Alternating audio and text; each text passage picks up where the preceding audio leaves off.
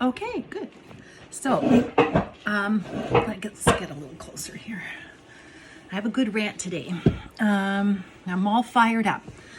I have some advice. I have some insight. I am angry. Okay, so Gala is mad. What else is new?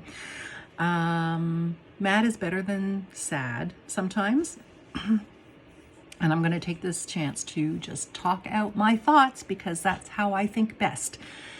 And when I have an audience, I take time to think about what I'm going to say before it actually exits my mouth. So my thinking is better when I'm paying attention to what I'm saying, and my thinking is better when I'm saying it out loud. So those are my reasons.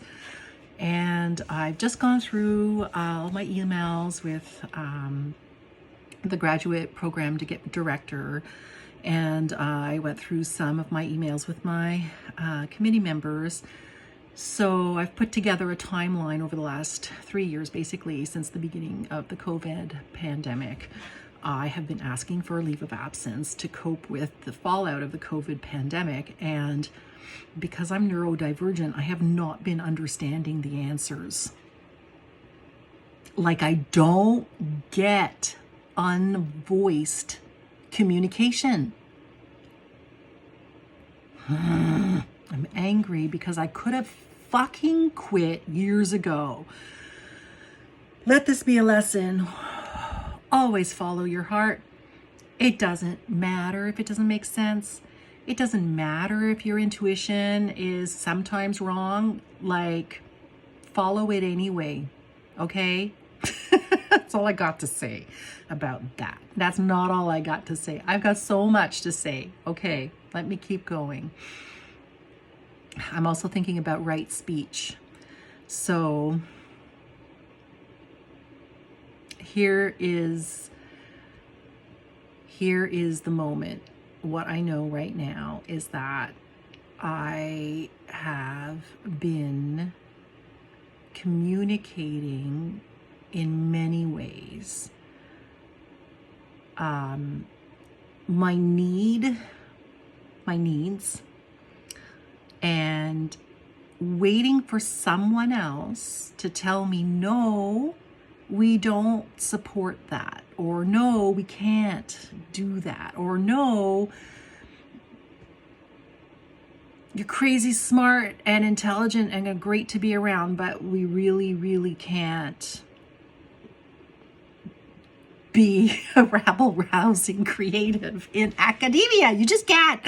Okay, that's sour grapes. You can, but you got to be sneaky about it. And I am not sneaky. I have no subterfuge about me. I cannot pretend. I don't know when to wear a mask and when not to wear a mask, because when I put one on, it stays on for like years. So I can't, right? And when I'm authentic, I'm loud, I'm abrasive, I'm abrupt. I'm like an arrow targeted right to the problem, and I don't really care about people's feelings. I do care about people, but feelings ebb and flow. They are impermanent. They are not good reasons to act, right? Reflection upon feelings gives us good reasons to act in a particular way. And we constantly act on our feelings. But that doesn't mean our feelings are wise. They just are what they are. Would you let your toddler direct your life choices? No. That's why we don't let our feelings do that. But when I am in a system, I don't take things personally, and I try to just get through it, because that's what I learned growing up poor, without enough money,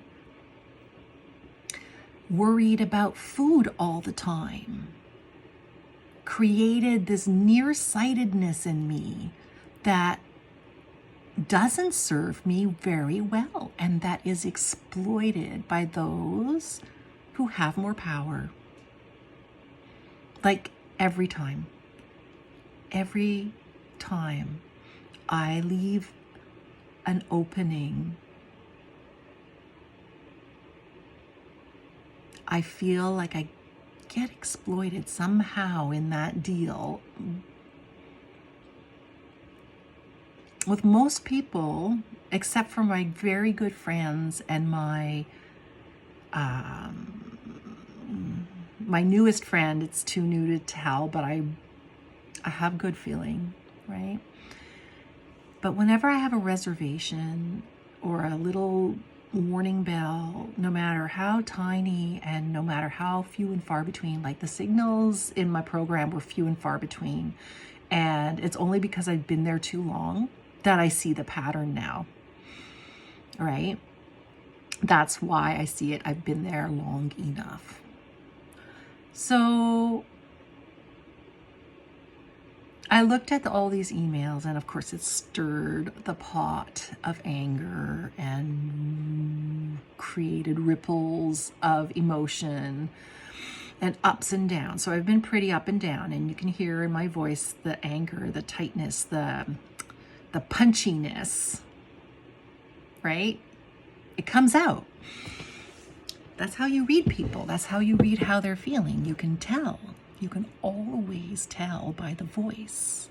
How somebody sounds is how they are feeling, because the voice is the body, is the mind at the same time. It's just like, right? So if you're ever in a tough spot, don't say anything at all. Unless you want to reveal how you feel, and then you can talk all you want, right? So how do I get deceived all the time if I have this superpower that I can hear how people are feeling, right? Because I don't trust myself. I don't trust that feeling, that I don't trust the superpower where I know I'm being deceived. I have an honesty detector, and I also have a bullshit detector, and I forgive people for deceiving themselves, because we all do it. I do it all the time. We do it all the time. It's just the way we are. We can't take in all of reality all at once. And so we live in personas, and throughout our day, our work day, we're in our work self. And that is not an authentic self.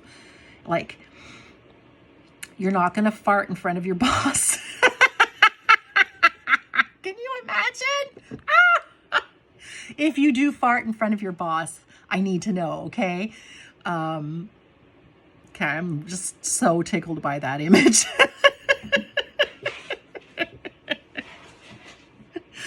Oh my God. All right. So yeah, it's a little more than ADHD if I have to think about rules about farting in front of people, okay? All right. And the reason I'm pissed, like I'm so mad about what? A totally autistic thing to be mad about. I am angry about all the right things also, but I'm super mad that protocol wasn't followed. I don't even know if that's true. I don't know what protocols are in place, but yep, I found a hole. Stick my finger in it. There's the hole. All right. So maybe it could be my life's mission to, actually is ridiculous. I'm sure there's a lot of neurodiversity in the academe, but I would really, really love to see. I'd love to see some change. I'd like to see, especially in an education department, a real acknowledgement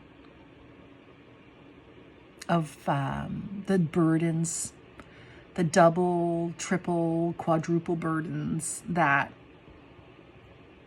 female gendered people who make up the majority of teachers go through or bear, the burden that we bear in our daily lives to do all the things that need to be done. And then being disabled, being divergent, being different, having more needs on top of all of that, right? And having more than one. There's no place for me at academe. And I know this because of a dream. So I'm going to tell you about my dream, but I'm going to tell it to you in a different video. It was a long time ago. And I think I was about 14 when I had the dream. But it was one of those dreams that are a vision for the life to come. And it has unfolded as it was shown to me.